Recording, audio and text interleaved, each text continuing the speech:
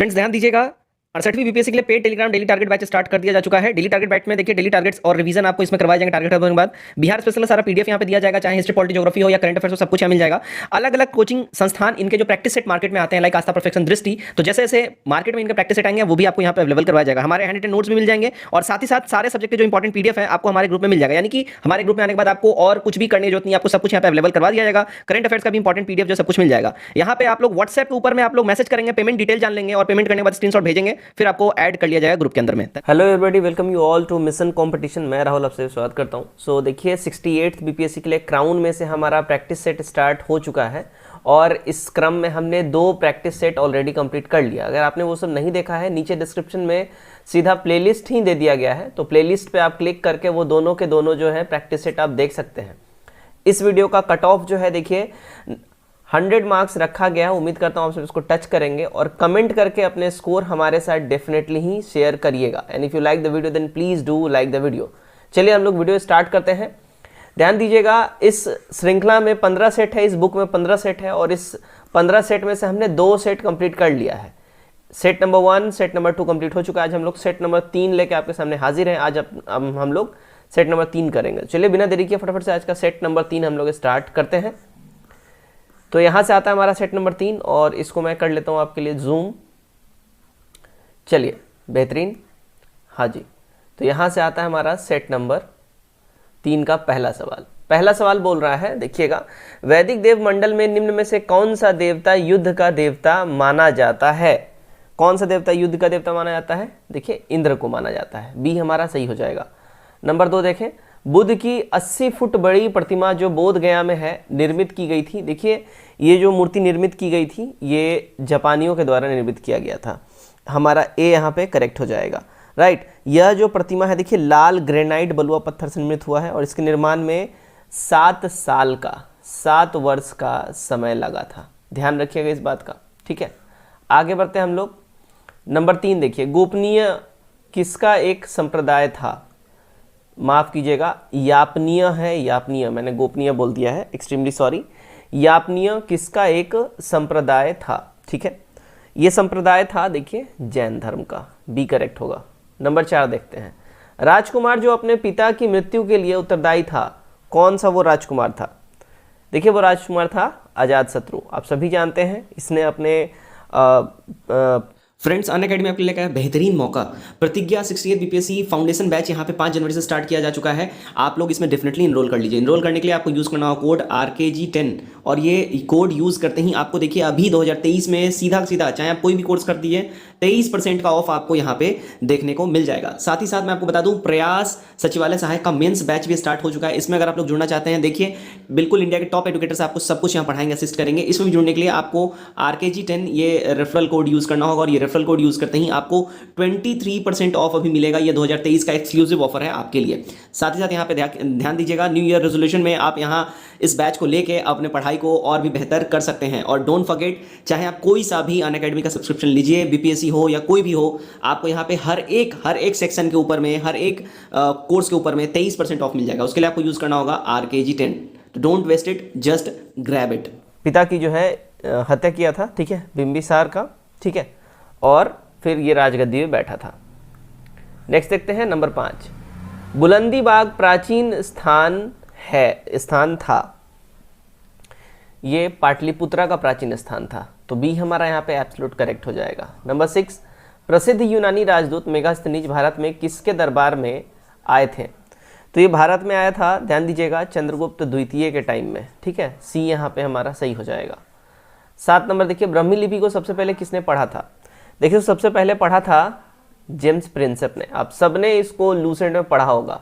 Lucent में शुरू के ही पेजेस में दिख जाएगा आपको इस चैप्टर में, ठीक है। नंबर 8 देखते हैं हम लोग। नंबर 8 में क्या बोल रहा है? पंकोद कसनिरोधो मौर्य शासन द्वारा लिया जाने वाला जुर्माना था। ये किस चीज के ऊपर में ये जुर्माना लिया जाता था? देखिएगा ये जो है जुर्माना लिया था सड़क पर कीचड़ फैलाने के लिए, है ना। अगर आपने सड़क पे कीचड़ फैलाया और आपके द्वारा ये हुआ है तो आपसे ये जुर्माना लिया जाता था। नंबर 9 देखते हैं हम लोग। देखिएगा, निम्नलिखित राजाओं में से किसका जैन धर्म के प्रति भारी झुकाव था? तो जैन धर्म के प्रति जो भारी झुकाव था वो देखिए खारवेल नरेशों का था। सी हमारा करेक्ट हो जाएगा। कलिंग राज जो है अभी करेंटली ये उड़ीसा में स्थित है। यहाँ का प्रसिद्ध वंश चेदी वंश था, जिसका अगर हम बात करें प्रसिद्ध राजा था खारवेल, है ना। तो राजा खारवेल, इसकी जानकारी हमें हाथी गुफा लेक से प्राप्त होता है और इसने अपने वंश को विकसित की और ये अपने वंश का सबसे प्रतापी राजाओं में से एक था। तो इसी का सबसे ज़्यादा झुकाव था जैन धर्म की ओर। 10 नंबर देखते हैं। गुप्तकालीन रजत मुद्राओं को नाम दिया गया था, इसको नाम दिया गया था देखिए रूपक। ओके, रजत मुद्राओं को रूपक नाम से बुलाया जाता था। क्लियर। चलिए भाई आगे हम लोग बढ़ते हैं। नेक्स्ट है हमारा नंबर 11। चलिए यहां से आता है हमारा नंबर 11। भारत में सबसे प्राचीन विहार कौन सा है? सबसे प्राचीन विहार की बात हो रही है। थिकनेस थोड़ा सा कम कर लेता हूं। चलिए, हाँ जी, सबसे प्राचीन विहार की बात हो रही है तो ये हो जाएगा हमारा नालंदा प्राचीन विहार, सबसे प्राचीन विहार में से एक है। 12 देखते हैं। चोलों की राजधानी कौन सी थी? देखिए चोलों की राजधानी की बात कर ले, ये थी तंजौर। डी हमारा एब्सोल्यूट करेक्ट हो जाएगा।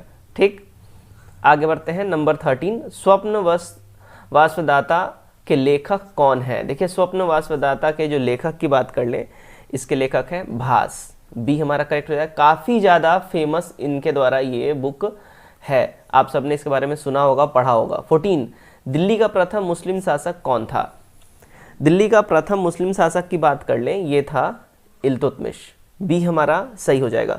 तो मुस्लिम शासकों को अपने पद की वैधता प्राप्त करने के लिए खलीफा को जो है ना स्वीकृति पत्र लिखना पड़ता था, वहाँ स्वीकृति मिलता था, तब जाके उसको बोला जाता था कि वो राजा है, या उस समय तो राजा नहीं, मुस्लिम्स में क्या बोलते थे, बादशाह बोलते थे, है ना, बादशाह की पदवी मिलती थी। इल्तुतमिश ऐसा प्रथम सुल्तान था जिसने 1229 में, कब 1229 में इसका टेन्योर स्टार्ट हुआ था। 1229 में बगदाद खलीफा अल मुंसिर बिलाह के शासन करने की सनद प्राप्त की थी। ठीक है, उससे ये चीज़ प्राप्त किया था कि हाँ भाई आप कर सकते हैं, और इसको प्रथम वैध शासक भी माना जाता है। ठीक है, चलिए भाई आगे बढ़ते हैं हम लोग। नंबर 15। विजयनगर साम्राज्य की वित्तीय व्यवस्था की मुख्य विशेषता क्या थी? देखिए इसकी मुख्य विशेषता की बात कर ले, भू राजस्व जो है ना, भू राजस्व, लैंड टैक्स, ये मुख्य विशेषता थी। 16। ख्वाजा मोइनुद्दीन चिश्ती किसके शिष्य थे? देखिए ये शिष्य थे ख्वाजा उस्मान हरूनी के। ठीक है, डी करेक्ट होगा। 17 देखिए, दो अस्पा और सिंह अस्पा प्रथा किसने स्टार्ट किया था? दो अस्पा और सिंह अस्पा प्रथा जो है ये जहांगीर के द्वारा स्टार्ट किया गया था, तो बी हमारा करेक्ट हो जाएगा। अकबर द्वारा प्रारंभ की गई मनसबदारी व्यवस्था में किया गया था, अकबर द्वारा ये मनसबदारी व्यवस्था प्रारंभ किया गया था और इस व्यवस्था में जहांगीर काल में दो अस्पा और सिंह अस्पा ऐड किया गया और इसको लागू किया गया था। ठीक है, इसमें जात रैंक को बढ़ावा बगैर सवार रैंक को दुगना कर दिया गया था। ठीक है, यही है दो अस्पा सिंह अस्पा। 18। किस सिख गुरु के द्वारा सिखों को खालसा में रूपांतरण किया गया था? तो इसका रूपांतरण हुआ था देखिएगा गुरु गोविंद सिंह जी के टाइम में। सी करेक्ट हो जाएगा। ठीक है, 19 देखिएगा, भारत में 1613 में अंग्रेजों ने अपनी पहली फैक्ट्री कहाँ स्थापित की थी? 1613 की बात हो रही है, ये ईयर पे ध्यान रखिएगा, हाईलाइट हम इसको कर देते हैं। देखिए ये ईयर ध्यान रखिएगा, सारा मामला इसी का है। तो ये स्थापित इन्होंने किया था देखिए सूरत के अंदर में। 1608 में भी इन्होंने फैक्ट्री एस्टेब्लिश किया था, कहाँ पे किया था कमेंट करके जरूर बताइएगा। ठीक है ना, 1608 वाला अस्थाई था। ठीक है, 1613 वाला स्थाई है, अस्थाई था। अस्थाई फैक्ट्री कहाँ पे इन्होंने किया ये जरूर बताइएगा। चलिए नंबर 20 देखते हैं हम लोग, क्या है? लॉर्ड डफरिन के वायसराय काल की एक महत्वपूर्ण घटना क्या थी?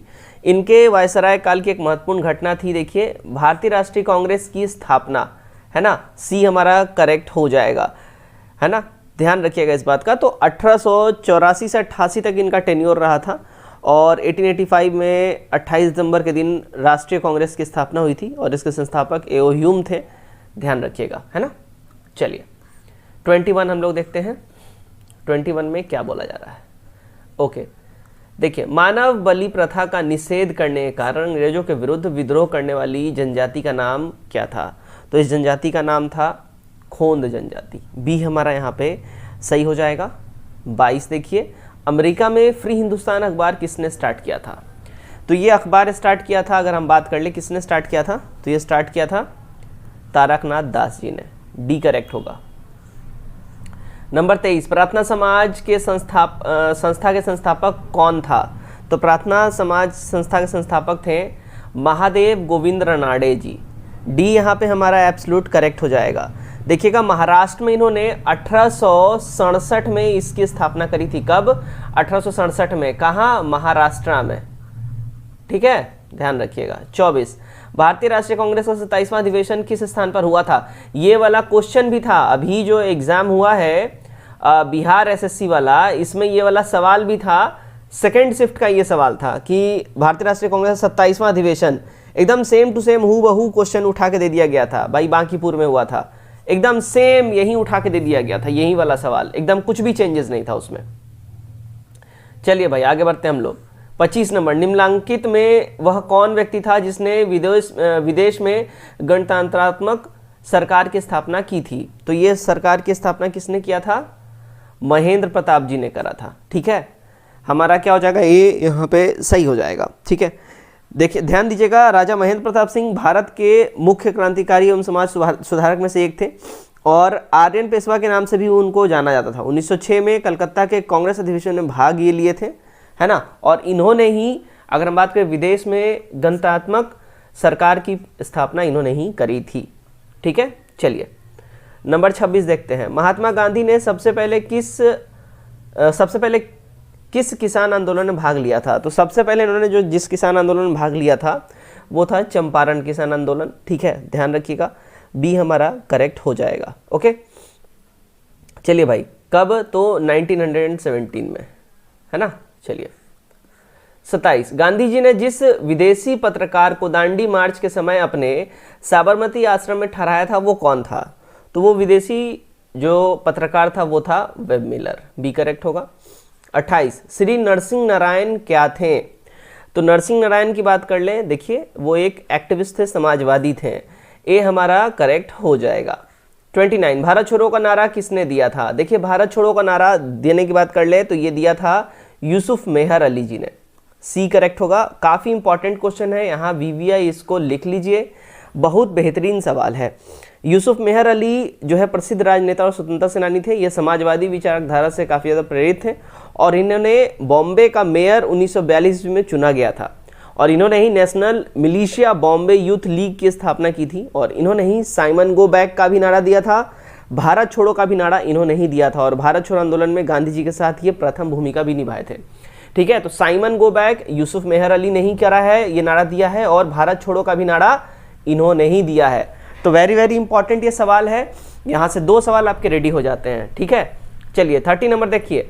आज़ाद हिंद फौज के अधिकारियों के उनके लाल किले में चल रहे मुकदमे में उनके पक्ष से निम्नलिखित में से किसने वकालत की थी?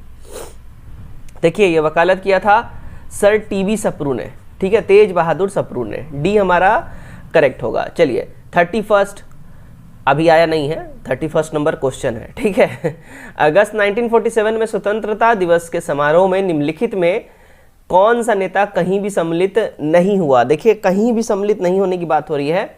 महात्मा गांधी जी कहीं भी सम्मिलित नहीं हुए थे। 1947 का जो स्वतंत्रता समारोह था वहाँ ये सम्मिलित नहीं हुए थे। ठीक है, गांधी जी स्वतंत्रता दिवस समारोह में भाग नहीं लिए थे क्योंकि वो कहाँ थे? भारतीय स्वतंत्रता विधेयक 1947 से वो असहमत थे, वो सहमत नहीं थे और इनकी इच्छा के विरुद्ध भारत का विभाजन हुआ था। दैट्स वाई उन्होंने कहीं भी पार्टिसिपेट किया ही नहीं था। ठीक है, चलिए अगला सवाल देखते हैं हम लोग। हमारा अगला सवाल है नंबर 32। स्वतंत्र भारत का अंतिम गवर्नर जनरल कौन था? स्वतंत्र भारत का अंतिम गवर्नर जनरल की बात हो रही है। देखिए बहुत अच्छा क्वेश्चन है, चक्रवर्ती सी राजगोपालाचारी। ये करेक्ट हो जाएगा। स्वतंत्र भारत का प्रथम भारतीय गवर्नर जनरल बोल लें तो भी सी राजगोपालाचारी हो जाएगा। ठीक है, 33 प्रांतों में द्वैध शासन प्रणाली यानी डायडची किस अधिनियम के अंतर्गत लागू किया गया था? ये लागू किया गया था 1919 के अधिनियम के द्वारा। सी एब्सोल्यूट करेक्ट हो जाएगा। ठीक, 34 देखिएगा, किसने 1921 में पहली बार पूर्ण स्वतंत्रता की मांग को उठाया था? कौन उठाया था भैया? ये उठाए थे देखिए मौलाना हसरत मोहानी जी। डी करेक्ट हो जाएगा। ठीक है, 1919 में जो है ध्यान रखिएगा खिलाफत आंदोलन में बढ़ चढ़ के इन्होंने हिस्सा लिया था मौलाना हजरत मोहानी ने 1919 में, और 1921 में इन्होंने सबसे पहले इनकलाब जिंदाबाद का नारा दिया था। ठीक है, नोट करके रख लीजिए, इनकलाब जिंदाबाद का नारा इन्होंने ही दिया है ना। और इस नारे को बाद में भगत सिंह ने लोकप्रिय बनाया, और इन्होंने कांग्रेस के 1921 के अधिवेशन में, अहमदाबाद अधिवेशन में इन्होंने हिस्सा लिया था, और उस अधिवेशन में अध्यक्ष हकीम अजमल खां थे, और हजरत मोहानी ने सबसे पहले इसी अधिवेशन में पूर्ण स्वतंत्रता की मांग करी थी। क्लियर? चलिए भाई आगे बढ़ते हैं हम लोग। नंबर 35, महात्मा गांधी ने अपनी निम्न पुस्तकों में से किस में ब्रिटिश पार्लियामेंट को बांझ और वैश्या कहा था? महात्मा गांधी जी का स्टेटमेंट कब आया था? इनका ये स्टेटमेंट आया था, देखिएगा, हिंद स्वराज के टाइम में। सी करेक्ट हो जाएगा। हिंद स्वराज गांधी जी द्वारा लिखित एक पुस्तक का नाम है। दक्षिण अफ्रीका में भारतीय लोगों के अधिकारियों की रक्षा के लिए सतत लड़ते हुए गांधी जी ने 1909 में लंदन गए थे, और वहाँ कई क्रांतिकारी, स्वराज प्रेमी और नवयुवकों से मिले थे, और वहीं पे इन्होंने ये बुक लिखी थी। ठीक है, हिंद स्वराज में ही इन्होंने ये स्टेटमेंट लिखा हुआ है। क्लियर? 36, निम्नांकित युग्मों में से किसका सुमेल नहीं है? ओके, किसका नहीं है? ध्यान दीजिएगा, लीपू लेख उत्तर प्रदेश, ये वाला सुमेलित नहीं है। ओके, अगर हम बात करें लीपू लेख, यह उत्तराखंड के कुमाऊं क्षेत्र में स्थित है। ठीक है, चलिए भाई आगे बढ़ते हैं हम लोग। 37, ओके, तिब्बत में उत्पत्ति पाने वाली ब्रह्मपुत्र, इरावती और मैकांग नदियां के ऊपरी पट्टों में संकीर्ण और समानांतर पर्वत श्रेणियों से होकर प्रभावित होती है। इस नदियों में ब्रह्मपुत्र भारत में प्रविष्ट होने से ठीक पहले अपने प्रवाह में एक यू टर्न लेती है। यह यू टर्न क्यों बनता है भाई? क्यों ये यू टर्न बनता है, यहाँ पे आपको ये बताना है। ठीक है, यू टर्न बनने का जो मेन रीज़न होता है, ठीक है, इसका मेन रीज़न होता है भूवैज्ञानिक तरुण हिमालय की अक्षांशीय नमन के कारण होता है। तो बी हमारा यहाँ पे सही हो जाएगा। ठीक है, बी एब्सोल्यूट यहाँ पे करेक्ट हमारा बन जाता है।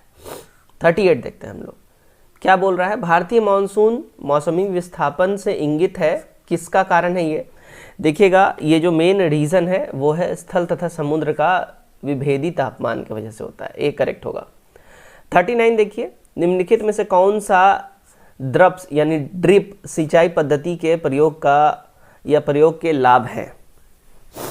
ये प्रयोग के लाभ की अगर हम बात कर लें, ठीक है, 39 करेक्ट आंसर हमारा हो जाएगा मृदा अपर्दन। ठीक है, सी करेक्ट हो जाएगा। आगे बढ़ते हैं हम लोग, नंबर 40 पे देखते हैं हम लोग। चलिए नंबर 40, नंबर 40 में क्या बोला जा रहा है? प्रधानमंत्री नरेंद्र मोदी ने हाल ही में मंडल बांध परियोजना की नींव किस नदी पर बनाने के लिए रखी है? तो मंडल बांध परियोजना इन्होंने इसकी हाल ही में नींव रखी है उत्तरी कोयला नदी के ऊपर में। तो डी हमारा यहाँ सही हो जाएगा। ठीक है, ध्यान रखिएगा। तो ये झारखंड के पलामू जिले में है। ओके। 41, भारत में ज्वारीय ऊर्जा की सर्वाधिक संभावनाएं कहाँ पर है? सबसे ज़्यादा ज्वारीय ऊर्जा की जो संभावना है भारत में वो है भैया देखिए भावनगर, गुजरात में। डी करेक्ट हो जाएगा। 42, भारतीय हीरा संस्थान कहाँ स्थित है? ठीक है, भारतीय हीरा संस्थान ये है भैया सूरत में। बी करेक्ट हो जाएगा। 43, सेवराय पहाड़ियाँ कहाँ अवस्थित है? सेवराय हिल्स है ना, ये है तमिलनाडु में। सी करेक्ट हमारा हो जाएगा। ओके, आगे बढ़ते हैं हम लोग। 44, सी ऑफ ट्रैंक्विटी कहाँ पर है? आपने इसके बारे में बहुत बारी देखा होगा प्रैक्टिस सेट्स में ये क्वेश्चन। सी ऑफ ट्रैंक्विटी ये देखिए चंद्रमा के ऊपर में है। डी करेक्ट हो जाएगा। ठीक है ना, चंद्रमा के उत्तरी गोलार्ध में अपेक्षाकृत कम असमतल भूभाग को सी ऑफ ट्रैंक्विटी बोलते हैं। 45, विश्व की सर्वाधिक लंबी पर्वत श्रृंखला कौन सी है? तो ये पर्वत श्रृंखला है एडीज पर्वत श्रृंखला। बी करेक्ट होगा, है ना। विश्व की सबसे लंबी पर्वत श्रृंखला है एडीज। ये इसका फैलाव जो है देखिए 7000 किलोमीटर्स तक इसका फैलाव माना जाता है। 46, साक्षरता दर की गणना के लिए आयु सीमा कितनी है? इसकी आयु सीमा देखिए 7 वर्ष से ऊपर होना चाहिए, तब वो साक्षरता दर में उसका गणना करा जाएगा। 47, विश्व की सबसे बड़ी ताजे पानी की झील कौन सी है? तो ये है देखिए lake superior. Okay, D correct हो जाएगा। तो विश्व की सबसे बड़ी ताजे पानी की झील लेक सुपीरियर झील है। ये कहाँ पे है लेक सुपीरियर झील? देखिए कनाडा और संयुक्त राज्य अमेरिका के बीच में ये स्थित है। ठीक है, कनाडा एंड यूएसए के बीच में है ये लेक सुपीरियर झील। ओके, 5 महान झीलों में से ये एक है। चलिए भाई आगे बढ़ते हैं हम लोग। नंबर 48 देखते हैं हम लोग क्या बोल रहा है। संचार उपग्रह वायुमंडल के किस स्तर में अवस्थित किए जाते हैं। ठीक है, तो संचार उपग्रह की बात कर ले, ध्यान रखिएगा ये बहिर्मंडल में जो है ये स्टैब्लिश करा जाता है। 49 देखिए, निम्नलिखित में से किस एक नगर में भूमध्य सागरीय जलवायु नहीं पाई जाती है। ठीक है, नगर की बात हो रही है, कहाँ पे नहीं पाई जाती है, ये नहीं पाई जाती है देखिए न्यूयॉर्क के अंदर में, डी हमारा सही हो जाएगा। चलिए 50 नंबर, यूरेनियम के सर्वाधिक भंडार कहाँ पे है। यूरेनियम के सबसे ज़्यादा भंडार की बात कर ले भाई, देखिए ये सबसे ज़्यादा भंडार ऑस्ट्रेलिया में है, बी हमारा करेक्ट हो जाएगा। ठीक है, फिर कजाकिस्तान का नाम आता है, कनाडा, नामीबिया, फिर साउथ अमेरिका। यहाँ से आता है हमारा मैथमेटिक्स से कुछ क्वेश्चन, मैं आंसर बताऊंगा, आप लोग फटाफट से स्क्रीनशॉट लीजिए, उसको जरूर से खुद से सॉल्व कीजिएगा। तो एक वृत्त ए और बी की त्रिज्याएं 1:5:1 है, अनुपात में है, तो वृत्त ए और बी का क्षेत्रफल अनुपात में कितना होगा यहाँ पे पूछा जा रहा है। देखिए 51 का जो हमारा सही जवाब हो जाएगा 51 का, ओके, सी हमारा सही जवाब हो जाएगा। ठीक, 52 देखते हैं, इस इक्वेशन को सॉल्व करना और x का मान बताना है। देखिए 52 का जो करेक्ट आंसर हो जाएगा 2 हो जाएगा। आगे बढ़ते हैं हम लोग। 53 देखिएगा क्या बोल रहा है, एक व्यक्ति अपने आय का 66.23% खर्च करता है और रुपये 1200 महीना बचा लेता है, उसका मासिक खर्च रुपए में बताना है कितना होगा। देखिए उसका मासिक खर्च की बात कर ले, उसका मासिक खर्च हो जाएगा 2400 रुपये। ओके, चलिए आगे हम लोग बढ़ते हैं। नेक्स्ट हमारा 54 नंबर। ठीक है, नंबर 54, 11 और 90 के बीच में कितनी संख्या है जो 7 से भाग हो जाती हैं। ऐसी कितनी संख्याएं हैं, तो ऐसी संख्याओं का नंबर है 11। 55, इस इक्वेशन में x का मान बताना है कितना होगा। इसमें x का मान जो है देखिए 35/73 हमारा हो जाएगा। अच्छा 56 देखते हैं, 4 बहनों की औसत आयु 7 साल है, यदि हम माँ की आयु इसमें जोड़ दे तो औसत वर्ष 6 वर्ष बढ़ जाती है। माँ की आयु ज्ञात करनी है। देखिए माँ की जो आयु हो जाएगी वो देखिए 111 माफ़ कीजिएगा 37 ईयर्स हो जाएगी। ओके 37, ये मैंने 57 में आंसर लगा दिया है। 37 ईयर्स हो जाएगी माँ की आयु। ठीक है, 57 देखते हैं, इस इक्वेशन में s की जगह पे क्या होगा। ठीक है, तो यहाँ पे s की जगह बात हो रही है, क्या होगा यहाँ पे। ठीक है,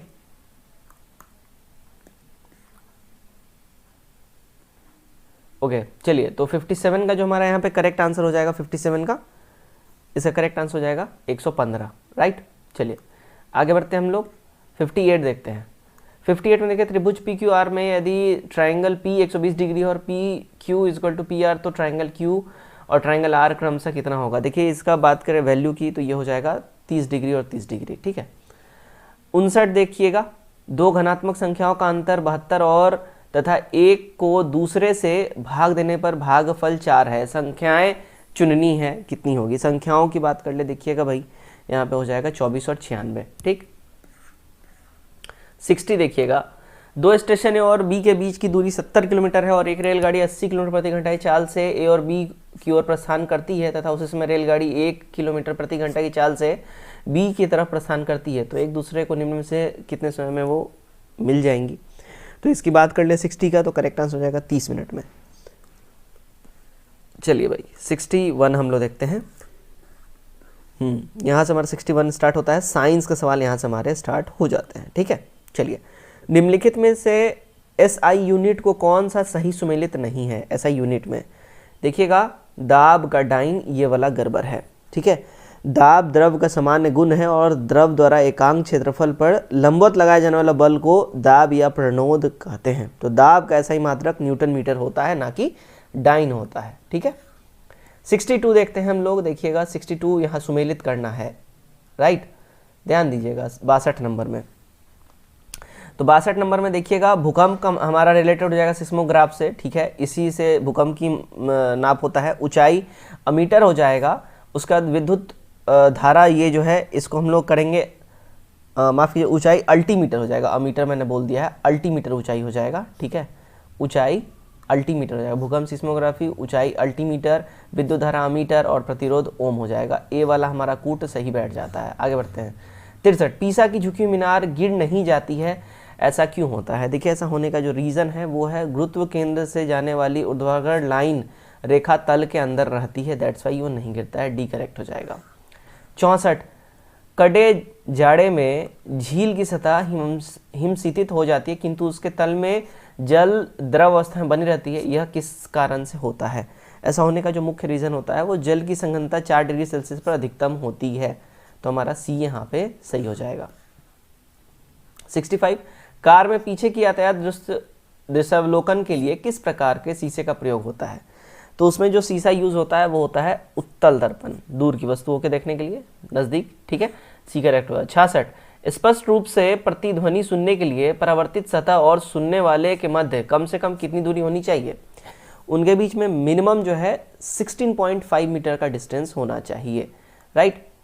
67, मनुष्य की श्रव शक्ति की सीमा क्या है? इनके श्रव शक्ति की सीमा मनुष्य की बात कर ले तो देखिए 20 हर्ट्ज से 20,000 हर्ट्ज तक है, ए करेक्ट हो जाएगा। अब देखिए नेक्स्ट है, साइबर लॉ की शब्दावली में डॉस का क्या अर्थ होता है? तो साइबर लॉ के शब्दावली में डॉस के अर्थ की बात पूछी जा रही है कि डॉस का मतलब क्या होता है। तो 68 का जो है देखिए यहाँ पे करेक्ट जो हमारा आंसर हो जाएगा वो हो जाएगा देखिए डिले ऑफ सर्विसेज, ठीक है, डी करेक्ट होगा, ठीक है। चलिए आगे हम लोग बढ़ते हैं। 69, भारत को उपग्रह प्रमोचित करने वाले वाहनों के संदर्भ में निम्नलिखित कथनों में से कौन सही है? यहाँ मतलब जो सैटेलाइट जो भेजे जाते हैं, ठीक है, तो जिससे भेजे जाते हैं उसके संदर्भ में यहाँ पे कौन सा यहाँ पे स्टेटमेंट सही है ये बताना है। थोड़ा सा मैं छोटा इसको कर लेता हूँ ताकि स्क्रीन में आ जाए। चलिए ठीक है, स्क्रीन में आ गया सारा, है ना। तो हमारा यहाँ पे अगर हम बात कर लेते हैं कौन सा यहाँ पे सही होगा, ठीक है। क्वेश्चन नंबर कितना है भाई? Question number 69। तो 69 का हमारा जो करेक्ट आंसर हो जाएगा वो हो जाएगा देखिए PSLV द्वारा वे उपग्रह प्रमोचित किए जाते हैं जो पृथ्वी के संसाधनों के मॉनिटरिंग में उपयोगी हैं, जबकि GSLV को मुख्यतः संचार उपग्रह को प्रमोचित करने के लिए अभिकल्पित किया गया है। ये हमारा यहाँ पे सही हो जाएगा, ठीक है। 70 नंबर देखते हैं हम लोग। 70, परिधेय प्रौद्योगिकी वियरेबल टेक्नोलॉजी के संदर्भ में परिधेय उपकरणों द्वारा निम्नलिखित में से कौन सा कार्य नहीं किया जा सकता है या किए जा सकते हैं, ठीक है। इसका जो करेक्ट आंसर हो जाएगा 70 का करेक्ट आंसर हो जाएगा कैंसर का पता लगाना, डी करेक्ट होगा, ठीक है। 71 देखिए, परमाणुीय नाभिक किसने खोजा? तो परमाणुीय नाभिक की खोज करी थी किसने? देखिए रदरफोर्ड ने। ए हमारा यहाँ पे एब्सोल्यूट करेक्ट हो जाएगा। 72 नंबर हम लोग देखते हैं क्या बोल रहा है। देखिए सूची 1 को सूची 2 से हम मिलान करना है, ठीक है। 72 में आइए मिलान किया जाए। 72 में देखिए भंजन किससे रिलेटेड हो जाएगा? पेट्रोलियम से रिलेटेड हो जाएगा, ठीक है। उसके बाद देखिएगा प्रगलन ताम्र से ये रिलेटेड हो जाएगा। हाइड्रोजनीकरण ये रिलेटेड हो जाएगा खाद वसा से, ठीक है। और वल्कीकरण रबर से हो जाएगा। सही कूट हमारा बैठ जाता है बी वाला, ठीक। चलिए 73 नंबर देखिएगा क्या बोल रहा है। निम्नलिखित कथनों में विचार करें एवं नीचे दिए गए कूट से सही उत्तर का चयन करना है, ठीक है। तो 73 का जो सही हमारा हो जाएगा देखिए मैं यही बताता हूँ, कैल्शियम सल्फेट की उपस्थिति जल को कठोर बना देती है एवं वह उपयोग युक्त नहीं रहता है, ठीक है। तो ये हमारा यहाँ पे इसमें सही हो जाएगा 73 का, ठीक है। बाकी कोई भी इसमें रिलेटेड नहीं है। 74 हो जाएगा क्या? 74 हम देखते हैं।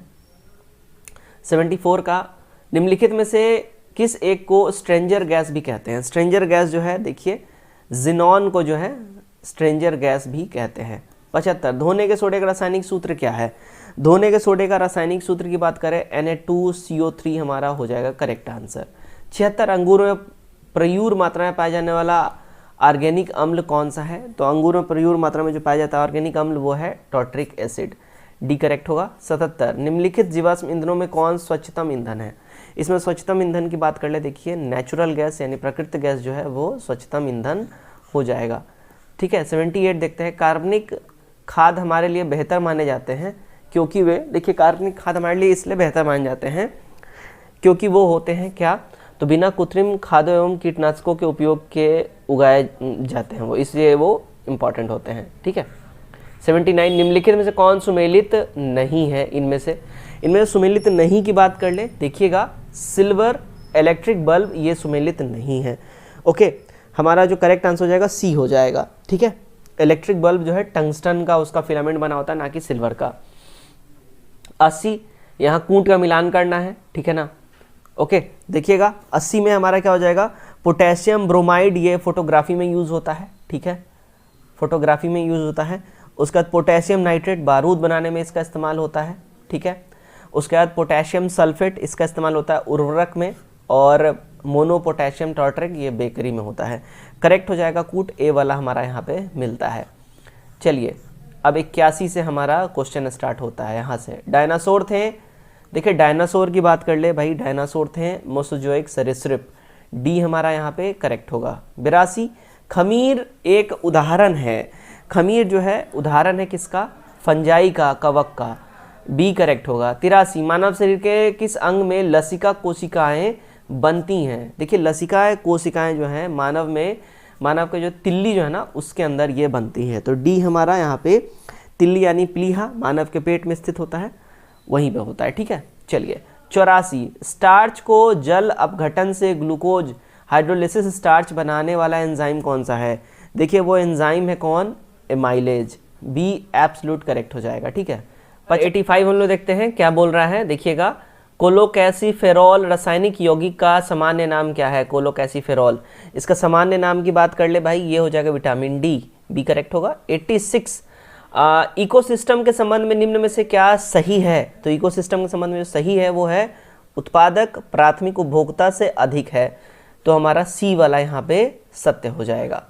87 डीपीटी का टीका निम्नलिखित में से किसके सुरक्षा हेतु दिया जाता है, देखिए डीपीटी का जो टीका है ये दिया जाता है डिप्थीरिया, कुकुर खांसी और टिटनस के सुरक्षा के लिए, सी एब्सोल्यूट करेक्ट हो जाएगा। नेक्स्ट है 88 एड्स विषाणु के लिए सबसे ज़्यादा आजमाई गई दवा कौन सी है, सबसे ज़्यादा आजमाई गई दवा जो है देखिए जीडोवुडीन एजिडोथाइमिडीन जो है, यही एड्स विषाणु के लिए सबसे ज़्यादा यूज़ किया गया दवा है अब तक।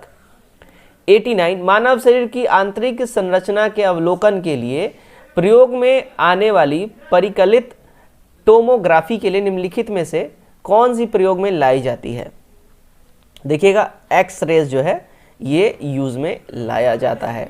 90 नंबर देखते हैं हम लोग, भारतीय संविधान में अन्य देशों के संविधान से कुछ विशेषताओं के लिए लिया गया है, कुछ विशेषताओं को लिया गया है, किस देश का राजनीतिक तत्व के निर्माण में योगदान है, तो डीपीएसपी जो है यानी directive principle of state policy, ये कहाँ से लिया गया है, डायरेक्टली ये पूछने की कोशिश कर रहा है इनडायरेक्ट वे में, करेक्ट हो जाएगा आयरलैंड से लिया गया है, ठीक है, बी करेक्ट हमारा हो जाएगा। क्लियर, याद रखना ये सब वन लाइनर है, एकदम याद रहना चाहिए। 91 देखते हैं समाजवादी तथा धर्मनिरपेक्ष शब्द संविधान की प्रस्तावना में सम्मिलित किए गए थे, ये कब किए गए थे भाई, देखिए ये 42वां संविधान संशोधन के द्वारा ये सम्मिलित करे गए थे, है ना, तो ध्यान रखिएगा हमारा 91 का बी करेक्ट हो जाएगा। ओके, तो 42वां संविधान संशोधन ये 1976 में ये आया था। क्लियर, 92 देखते हैं हम लोग, किस राज्य की राजधानी का नाम स्वतंत्रता प्राप्ति के बाद अभी तक नहीं बदला गया है, तो ये नहीं बदला गया किसका, आंध्र प्रदेश का, डी सही हो जाएगा। चलिए 93 देखते हैं, भारत में रहने वाले ब्रिटिश नागरिक दावा नहीं कर सकता है, वो दावा नहीं कर सकता है किस बारे में, देखिएगा व्यापार और व्यवसाय की स्वतंत्रता के अधिकार का। क्लियर, आगे बढ़ते हैं। 94 राजनीतिक सिद्धांत निम्नलिखित में से किसके बारे में संविधान शांत है, तो ये जो है प्रौढ़ शिक्षा के लिए जो है हमारा नीति निर्देशक सिद्धांतों में ये संविधान हमारा शांत है, ठीक है। 95 देखिए, राष्ट्रपति के निर्वाचन में राज्य का मुख्यमंत्री मतदान करने के लिए पात्र नहीं होता है, तो राज्य का मुख्यमंत्री जो है देखिएगा वह राज्य विधानमंडल में उच्च सदन का सदस्य हो। ओके, तो हमारा तभी जो है वो पात्र होगा, अगर नहीं है तो नहीं होगा, ठीक है, सी हमारा 95 का करेक्ट हो जाएगा। चलिए 96 देखते हैं हम लोग, कौन सा कथन असत्य है, यहाँ पे असत्य कथन की बात हो रही है। 96 का ध्यान रखिएगा, उपराष्ट्रपति का चुनाव भारत का राष्ट्रपति करता है, ये वाला गड़बड़ है, तो सी हमारा यहाँ पे करेक्ट हो जाएगा, है ना। उपराष्ट्रपति के निर्वाचन विधि का उल्लेख आर्टिकल 66 में किया गया है और इसके निर्वाचन मंडल में संसद के दोनों सदनों सदस्य होते हैं, ठीक है। चलिए भाई आगे बढ़ते हैं हम लोग। 97 निम्नलिखित में से कौन सा भारत के प्रधानमंत्री बनने से पूर्व किसी भी राज्य के मुख्यमंत्री नहीं रहे थे, कौन नहीं थे, देखिए चंद्रशेखर जी जो हैं नहीं थे, ठीक है, डी हमारा करेक्ट हो जाएगा, 97 का डी। ओके, तो देखिए चंद्रशेखर भारत के प्रधानमंत्री बनने से पहले किसी भी राज्य के मुख्यमंत्री वो नहीं रहते। वहीं एच डी देवगौड़ा कर्नाटक के थे, नरसिम्हा राव आंध्र प्रदेश के थे और मोरारजी देसाई महाराष्ट्र के मुख्यमंत्री रहे थे, ठीक है। चलिए भाई आगे हम लोग बढ़ते हैं नंबर 98 की ओर। 98, ओके। हाँ जी, यहाँ से आता है हमारा सवाल नंबर 98। हाँ चलिए, तो राज्यसभा किसी धन विधेयक में सारभूत संशोधन नहीं करता है तो तत्पश्चात क्या होगा। उसके बाद ध्यान रखिएगा, लोकसभा राज्यसभा की अनुशंसाओं को स्वीकार करे अस्वीकार करे इस विधेयक पर आगे कार्रवाई कर सकती है। ये हमारा करेक्ट हो जाएगा। तो धन विधेयक पे राज्यसभा का कुछ और संशोधन मिलता है नहीं मिलता है कोई मतलब नहीं है, वो ऑटोमेटिक पास हो जाएगा, ठीक है, अगर 14 दिन के अंदर में वो लोग कोई भी स्टेटमेंट नहीं जारी करते हैं। तो 99 देखते हैं।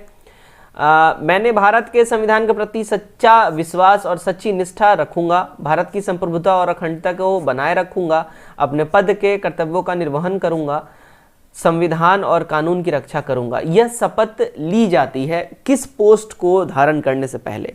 यह शपथ ली जाती है, देखिए, भारत के मुख्य न्यायाधीश के द्वारा अपने पद को धारण करने से पहले। क्लियर। 100 नंबर, राज्य की विधानसभा के सत्रावसन का आदेश किसके द्वारा दिया जाता है। इसका आदेश दिया जाता है हमारे प्यारे किसके द्वारा, राज्यपाल जी के द्वारा, ठीक है। ये हमारा करेक्ट हो जाए, यानी गवर्नर ऑफ स्टेट। 101 क्या बोल रहा है, निम्नलिखित में से किसके मामले उच्च न्यायालय और उच्चतम न्यायालय दोनों की अधिकारिता में आते हैं। तो भैया ये आते हैं मूल अधिकारों का संरक्षण, fundamental rights. Clear. Question number 102 हम लोग देखते हैं। वोहरा समिति के अध्ययन के लिए बनाई गई थी। वोहरा समिति डैश के अध्ययन, मतलब किसके अध्ययन के लिए वोहरा समिति बनाई गई थी। ध्यान दीजिएगा, वोहरा समिति बनाई गई थी राजनेताओं तथा अपराधियों की सांठगांठ के अगेंस्ट कुछ लॉ बनाने के लिए इसका गठन हुआ था, ठीक है, सी करेक्ट होगा। 103 निम्नलिखित में कौन सी भाषा बलूचिस्तान की है किंतु भाषा शास्त्रीय दृष्टि से द्रविड़ परिवार की है। तो ये भाषा है, देखिए, ब्रह्मोई, ठीक है, ए एब्सोल्यूट करेक्ट हमारा हो जाएगा। नेक्स्ट है 104, भारत में किस तरह की कर प्रणाली पाई जाती है। देखिए, भारत में जो है ना अधोगामी टाइप की जो है कर प्रणाली यहाँ पे पाई जाती है। ओके, अभी तो भारत में जीएसटी स्टार्ट है, ध्यान रखिएगा। ओके, चलिए आगे हम लोग बढ़ते हैं। नेक्स्ट है हमारा 105, सार्क का मुख्यालय कहाँ पे है। ओके, सार्क का मुख्यालय की बात कर ले, आप सभी ने इसको पढ़ा होगा, काठमांडू हो जाएगा, नेपाल के अंदर में, ए करेक्ट होगा। नेक्स्ट हमारा है 106, भारतीय रिजर्व बैंक के पहले भारतीय मूल के गवर्नर कौन थे, यानी कि पहले भारतीय गवर्नर कौन थे भारतीय रिजर्व बैंक के। तो ये हो जाएंगे, देखिए, सीडी देशमुख, है ना, डी करेक्ट हमारा हो जाएगा। आगे हम लोग बढ़ते हैं 107, किस भारतीय राज्य में फेनी शराब को पैदा किया जाता है। देखिए, फेनी जो शराब है इसका पैदावार होता है गोवा के अंदर में, बी करेक्ट हो जाएगा। 108, निम्नलिखित में से कौन सा विकल्प संक्रमणशील अर्थव्यवस्था है। देखिए, इसमें संक्रमणशील अर्थव्यवस्था की बात करें, ये हो जाएगा पहली दुनिया के देश, ए हमारा करेक्ट हो जाएगा। 109 क्या बोल रहा है, युद्ध अभ्यास भारत और किस देश के बीच आयोजित एक सैन्य अभ्यास है, ठीक है। तो ये सैन्य अभ्यास है अमेरिका, इंडिया और अमेरिका के बीच युद्ध अभ्यास, ठीक है। 110, किस संगठन ने स्वदेशी रूप से विकसित लेज़र निर्देशक यानी ATGM का परीक्षण किया है। इसका परीक्षण किया है DRDO ने, बी करेक्ट होगा। 111, इसरो द्वारा लॉन्च किए जाने वाले 75 ग्रामीण स्कूलों में से 750 लड़कियों द्वारा विकसित उपग्रह का नाम क्या है। तो इस उपग्रह का नाम है, देखिएगा, आज़ादी सैट, सी एब्सोल्यूट करेक्ट हो जाएगा। आगे बढ़ते हैं 112, 12 अगस्त 2022 मौद्रिक नीति समिति मॉनेटरी पॉलिसी कमेटी MPC की बैठक के बाद रेपो रेट क्या है। रेपो रेट की बात कर लें तो ये 5.4% के आसपास जो हमारा रेपो रेट हो जाएगा। 113, यूनाइटेड किंगडम के नए राजा कौन बने हैं। यूनाइटेड किंगडम के नए राजा की बात कर लें, देखिए, प्रिंस चार्ल्स हो जाएगा, प्रिंस चार्ल्स तृतीय, सी करेक्ट हमारा हो जाएगा। आगे बढ़ते हैं 114, 36वें राष्ट्रीय खेल का आयोजन भारत के किस राज्य में किया जाएगा। इसका आयोजन जो है, ध्यान रखिएगा, गुजरात के अंदर में होगा, ए करेक्ट होगा। 115, साइरस मिस्त्री जिनकी 4 सितंबर 2022 को एक कार दुर्घटना में मृत्यु हो गई, किस भारतीय बहुराष्ट्रीय समूह के पूर्व अध्यक्ष थे। अगर इनकी हम बात कर ले, देखिएगा, ये टाटा समूह के जो हैं पूर्व अध्यक्ष थे, तो डी करेक्ट हो जाएगा। 116 देखिएगा, कौन सा देश यूनाइटेड किंगडम को पीछे छोड़ते हुए विश्व की 5वीं सबसे बड़ी अर्थव्यवस्था बन गया है? तो ये बन गया है कौन, अगर हम बात कर लें, ठीक है, तो ये हमारा बन गया है प्यारा भारत। बी हमारा एब्सोल्यूट यहाँ पे सही हो जाएगा, राइट। 17 देखते हैं, प्रधानमंत्री मोदी ने प्रोजेक्ट चीता के तहत किस राष्ट्रीय उद्यान में चीतों को लाया गया? तो ये चीतों को लाया गया था कहाँ पे, देखिए कूनो नेशनल पार्क में। ये देखिएगा अभी जो बिहार एसएससी हुआ है, इसमें जो सेकेंड शिफ्ट था उसके अंदर ये वाला भी सवाल पूछा गया था, ठीक है, सेम। 118, स्थायी समुद्री पर्यटन के लिए एक वैश्विक digital platform green fins hub किस वैश्विक संस्थान से जुड़ा है? ये जुड़ा है देखिएगा यूएनईपी से, सी करेक्ट होगा।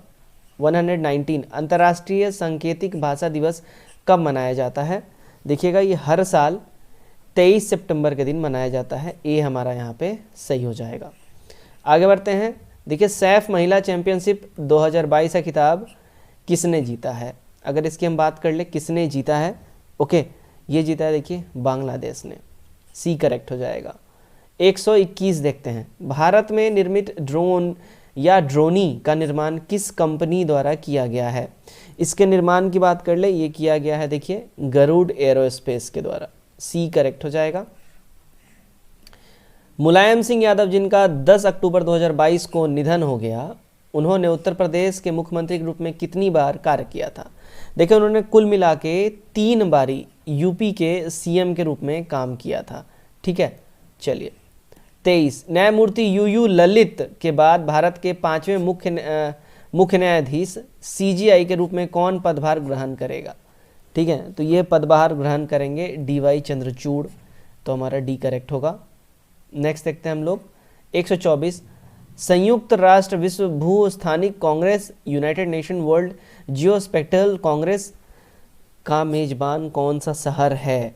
देखिए इसकी मेजबानी करने वाला है हैदराबाद, सी करेक्ट होगा। 125, इसरो किस वर्ष चंद्रयान 3 लॉन्च करने की योजना बना रहा है? देखिए इसरो इसको लॉन्च करने वाला है साल 2023 के अंदर में, यानी कि इसे नए साल के अवसर पर। 126 देखते हैं हम लोग, 5वें खेलो इंडिया यूथ गेम्स 2022 का आयोजन किस राज्य में किया जाएगा? देखिए इसका आयोजन की बात कर ले, ये होने वाला है एमपी के अंदर में, बी करेक्ट होगा। 127, global multi dimensional poverty index 2022 के अनुसार 2020 में दुनिया में सबसे ज़्यादा गरीब लोग किस देश में थे? सबसे ज़्यादा गरीब लोग कहाँ थे? तो भैया देखिए इंडिया में थे, ये 2020 का डाटा बोला जा रहा है, ठीक है। चलिए 128 देखिए, किस राज्य केंद्रशासित प्रदेश ने बच्चों के खिलाफ साइबर अपराध को रोकने के लिए कुंजप्पा मोबाइल्स एप्लीकेशन लॉन्च किया है? ये लॉन्च किया है देखिए केरल ने, बी करेक्ट होगा।